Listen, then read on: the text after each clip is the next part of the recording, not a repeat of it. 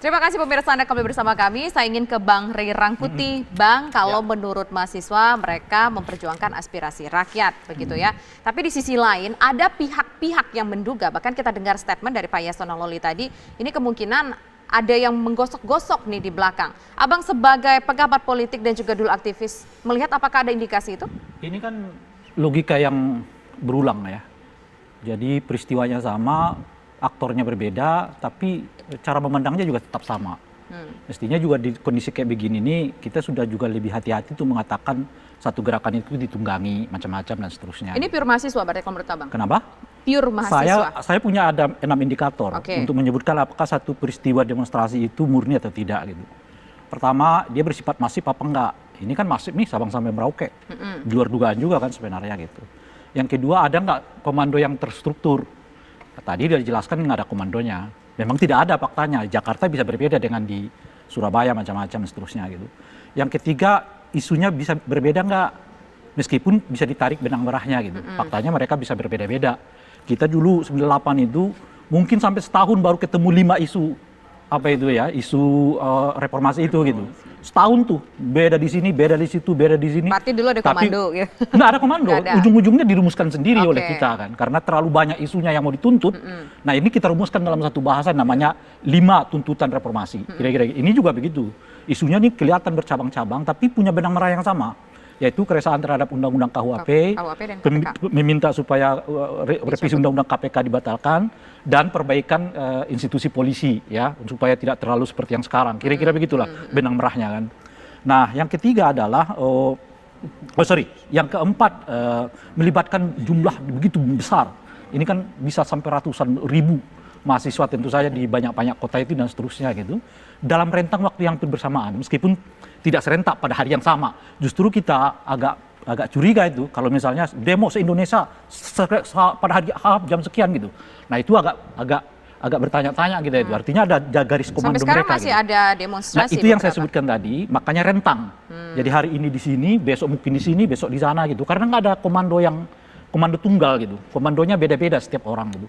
Kalau dilihat ciri-ciri ini, saya mengatakan bahwa gerakan ini murni mahasiswa gitu. Murni karena mereka merasa mungkin bahasa saya kecewa dan tidak percaya. Kecewa karena proses pembahasan undang-undang ini tidak melibatkan partisipasi publik dengan sangat masif gitu. Maksud saya tidak percaya itu dalam pengertian bahasa ditunda itu kan punya konotasi yang secara psikologik nggak bisa dipercaya gitu. Karena waktu misalnya undang-undang KPK itu redaksinya itu juga kata ditunda, yang kemudian itu diambil alih oleh DPR sebagai hak inisiatif dalam rentang waktu 13 hari ditetapkan sebagai undang-undang yang seperti yang kita kenal sekarang itu. Jadi ketika Pak Jokowi mengatakan bahwa kita tunda pembahasan ini, mungkin memori orang kembali ke undang-undang KPK itu. Ada trauma di situ? Ada trauma itu. Jangan-jangan ini cara supaya undang-undang dikembalikan ke DPR, DPR nanti mensahkan macam-macam dan sebagainya gitu. Tapi itu mungkin terobati sedikit, manakala DPR di rapat paripurna mengatakan setuju. Ini ditunda dulu untuk dioper alih kepada periode sebelumnya. Masalahnya adalah ikon dari tuntutan mereka belum selesai. Yaitu revisi undang-undang KPK itu harus dicabut. Kan kira-kira gitu. Nah inilah yang saya pribadi merasa agak gembira bahwa sore tadi Pak Jokowi mengatakan memungkinkan untuk menunjau ya undang-undang KPK itu bisa sifatnya mengeluarkan perpu atau dan sebagainya gitu. Saya kira kalau Pak Jokowi sejak dari awal memiliki pernyataan yang seperti itu, mungkin juga reaksi mahasiswa nggak begitu besar.